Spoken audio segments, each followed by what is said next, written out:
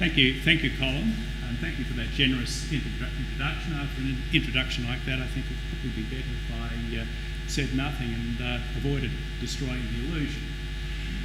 But I do want to speak with you today about facilitating trade.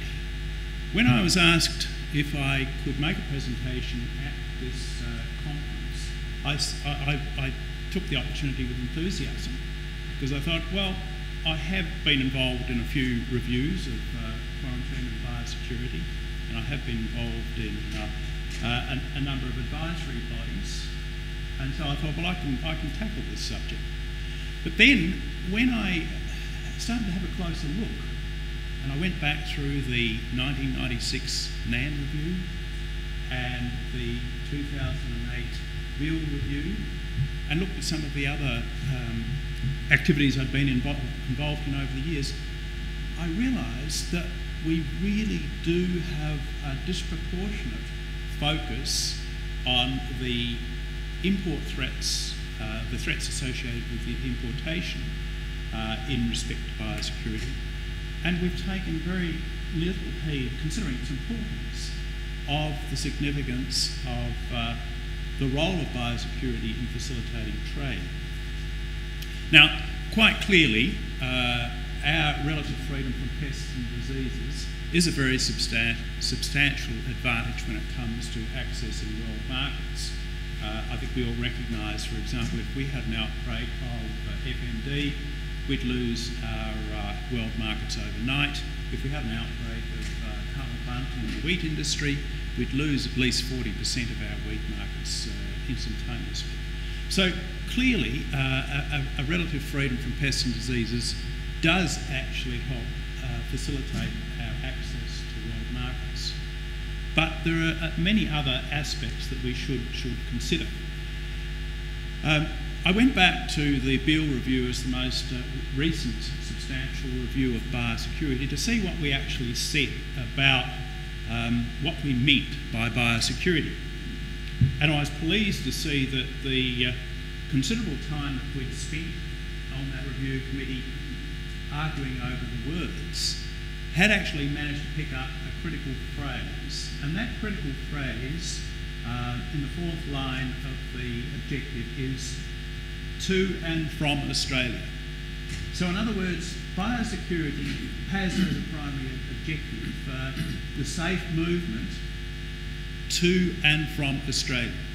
So clearly it's recognised that there should be a focus of biosecurity both from the point of view of imports and the point of view of exports. And so from that we go to some of the issues, some of the policy challenges that perhaps do impact, or in fact do impact, on our access to world markets. I guess you can't really discuss the world markets without talking about the impact of globalisation. Globalisation has impacted in many different areas, and for example, in the case of the world trade of products, we have in fact seen some significant, well, if you like, a significant paradox. And that is that on the one hand, world markets are opening up. There's a greater amount of trade, there's a greater amount of movement of goods. But at the same time, we're also dealing with reactionary behaviour.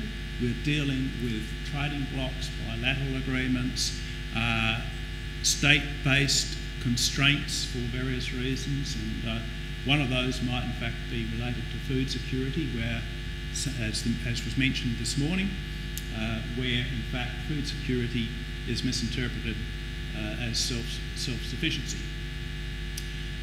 So the changes that are occurring in the global marketplace are impacting on biosecurity, and they do have ramifications for the way we can access other markets. Now clearly a consequence of this new paradigm of the massively increased movement of people and products, the increase of trade and travel does apply pressures to our biosecurity system. It does raise issues in relation to food safety. I've mentioned food security as an emerging issue. And the other thing that is very significant in this new global environment is the information revolution. Once upon a time, messages travelled by town crier. Now they travel courtesy of the World Wide Web and Twitter. So we've moved from crier to Twitter, and the consequence of that is that information moves very quickly. Not only positive information either, also misinformation. So that creates another realm of pressure. It also provides another opportunity, and I'll come to that a little later.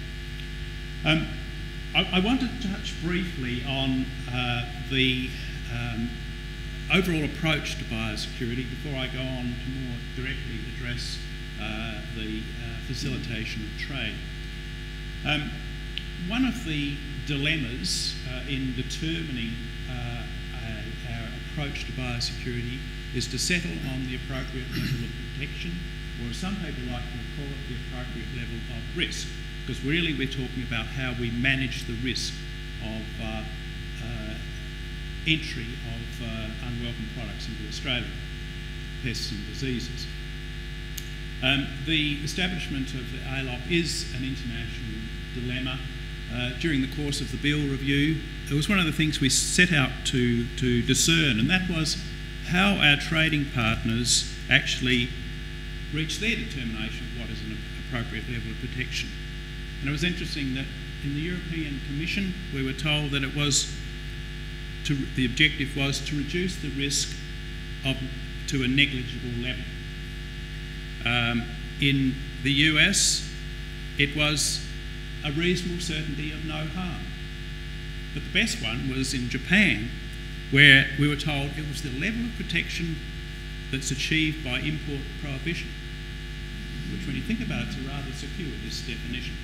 But what that tells you is that the struggle that we've had in settling on a definition of the appropriate level of protection, a low but not zero approach, is actually echoing what's happening in the rest of the world. So an explicit description is problematic.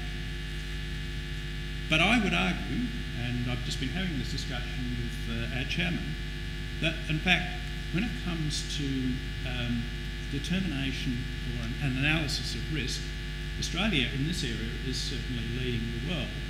One of the consequences of the NAN review has been the establishment of ACERA, the Australian Centre of Excellence in Risk Analysis.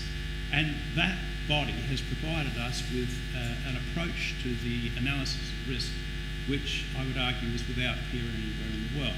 So we are moving towards what I call the end of the rainbow, the pot of gold, where we can actually definitively determine what is the appropriate level of risk. But I just want you to appreciate, and I'm sure you do, that it is not an exact science.